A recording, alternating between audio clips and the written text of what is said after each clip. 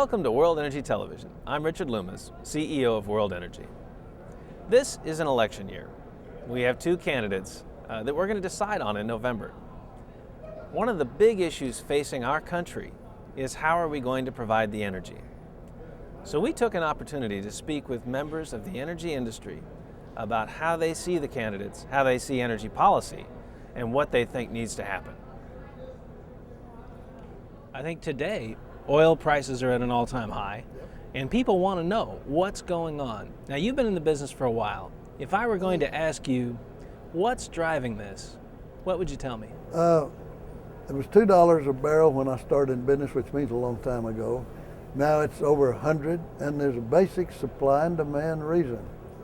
The oil production in the world is 86 million barrels a year, a day, and the demand is 85. Only a million barrels a day leeway. That's why when Iran hiccups, the price goes up. But more seriously than that, I think the most legitimate estimate of what the depletion is 5%. Now, depletion, that means that we're not producing as much. That wells produce less as they finally produce the last barrel. Okay, so that then 86 million barrels a day times 5 is about 4.3 million barrels a day. That we're losing in the supply. That's right, and at 4.3 million barrels a day we had in January that's gone in December. What else that means then, unless oil companies or independents like myself continue to drill and bring new supplies on, then there is a shortage because we're absolutely in balance today. This is an election year. Do you think either of these candidates have a clue when it comes to what the magnitude of this issue is? Maybe McCain has a little better handle on it than Obama does, but I don't think they or the American public really understand what it takes to drill for, find, and develop and produce oil and gas, and how to change the dynamics of the position we find ourselves in. You know, I've looked at the Obama plan, I've looked at the McCain plan, and they're parallel on a lot of issues, with the exception of, Obama wants, now that he will consider offshore drilling, but he wants a severance tax, which is a bad idea.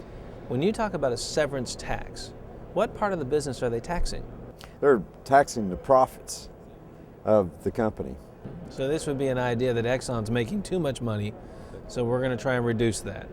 That really could be applied to a lot of industries. Lots of industries are past severance tax. Banking industry, the computer industry, software industry. This could be a problem. It could be a problem. Are you going to tax Tiger Woods with a windfall profits tax because he's making so much money as a golfer?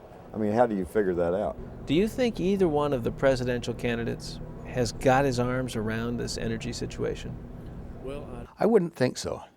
Senator Obama, about half of his plans are kind of make a little bit of sense. The other half don't at all. But I can't find 10% of Senator McCain's that make any sense. Do you think either one has an idea of what we need to do with energy? No.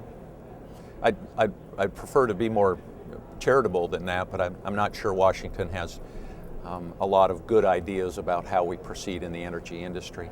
No, I don't believe either one does. And I think that if you look, in particular the past couple of months, the political rhetoric that each has espoused has been for me, it's been jaw-dropping. Some of the things that have been said. I don't think they understand the problem well, and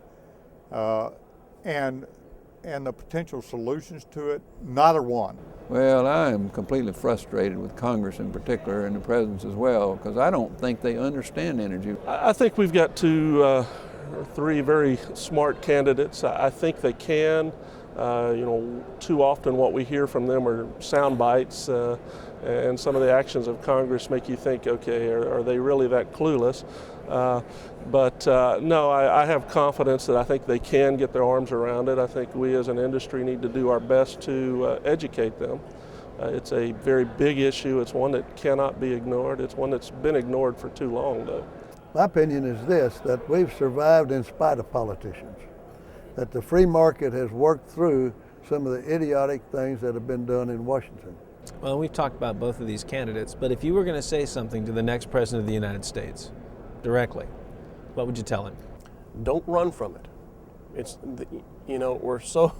We've been so programmed that the energy industry and big oil, they're the evil, the evil devil. Mm-hmm. And that means that's bad. It's bad. Well, it's not. It's okay to embrace the energy industry. We've come a long way. We can extract it cleanly. We can apply it to those energy needs more efficiently, and it's a good thing. It really is. I'd tell them we have to open offshore drilling up. We have to open the Rockies. We have to figure out how to lay more pipeline and build more infrastructure, both from the electrical grid and pipeline in this country if we want wind and solar advantages. We have to start planning for the future.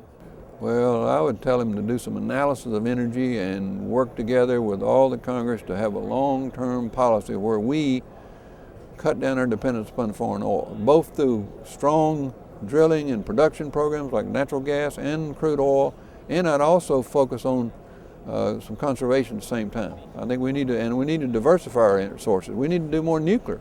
We need to do more electric power of different kinds. We need to work on clean coal. We need to have more solar, more wind energy. All those forms are needed.